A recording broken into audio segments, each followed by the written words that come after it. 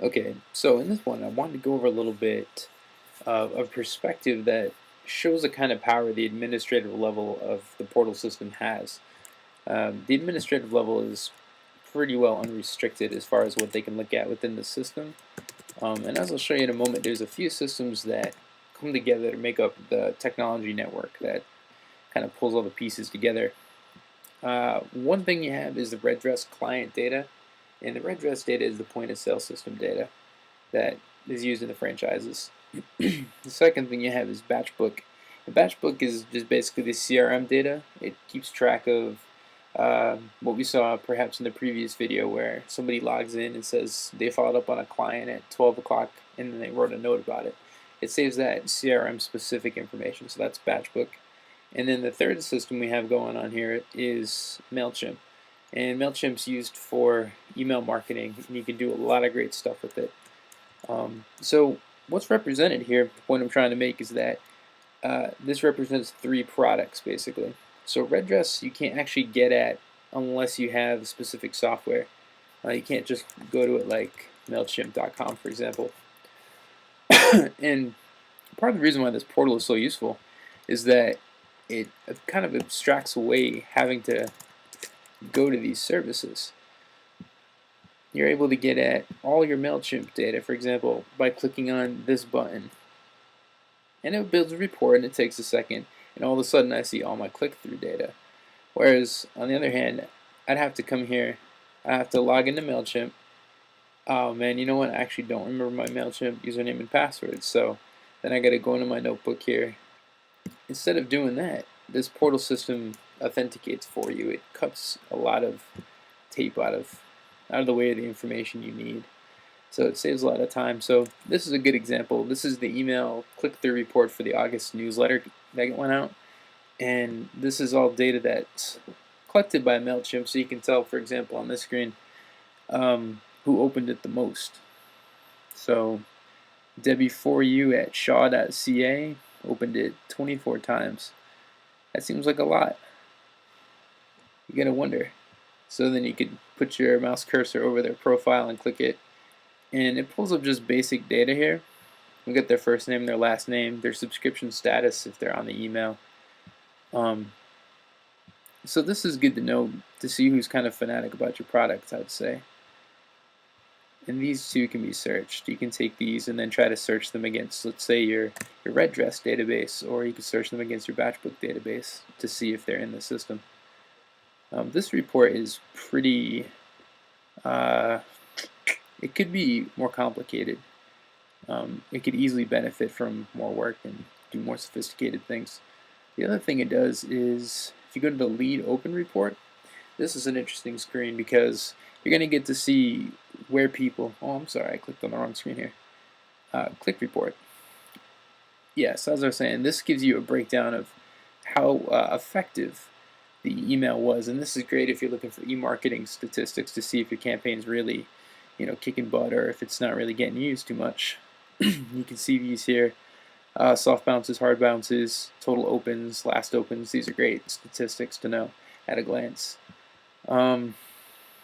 This grid here is also interesting because click-through report for August newsletter is basically saying, out of all the hyperlinks on the newsletter, when they opened it up, what did they actually click on?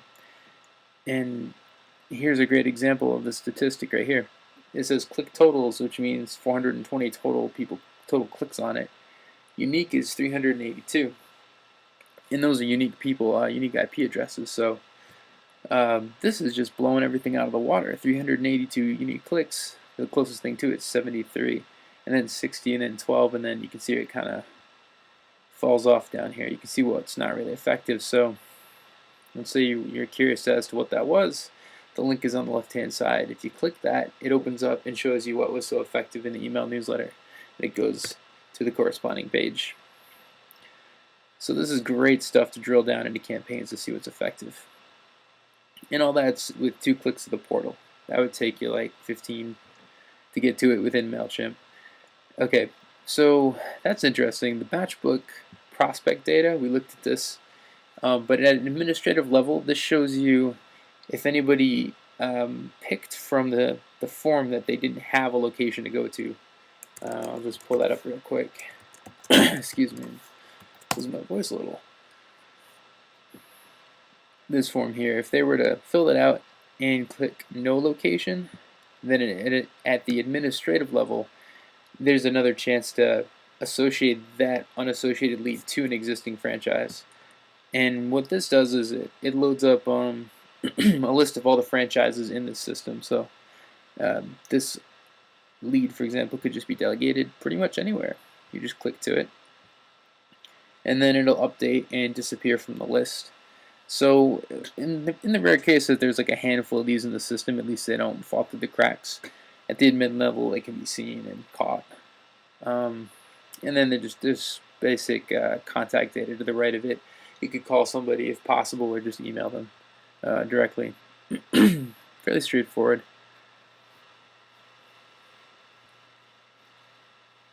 The red dress client data at the administrative level, I talked about it briefly.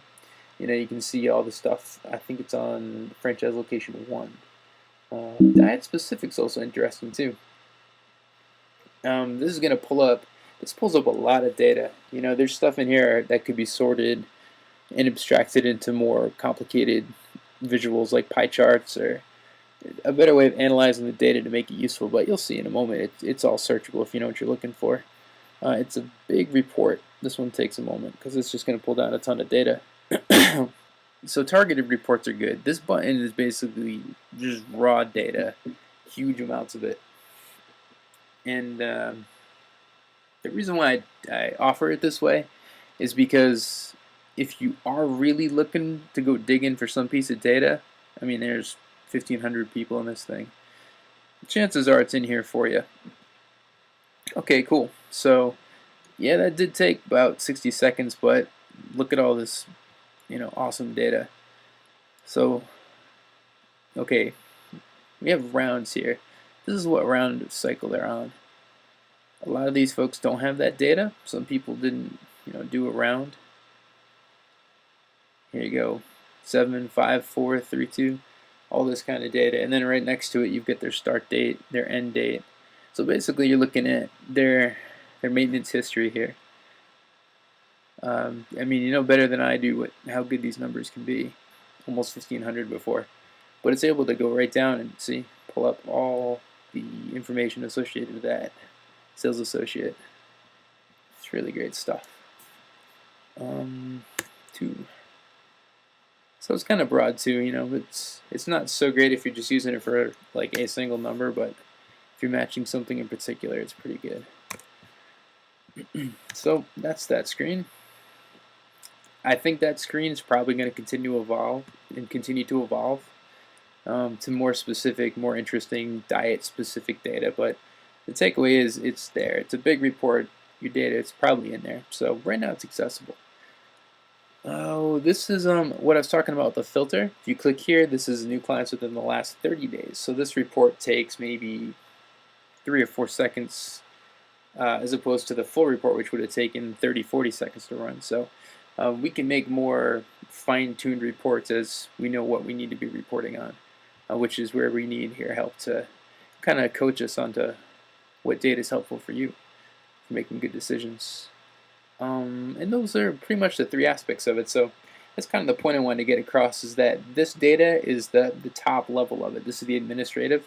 And then as you go down to the managerial levels, you can start to pull that kind of data, but at a managerial scope.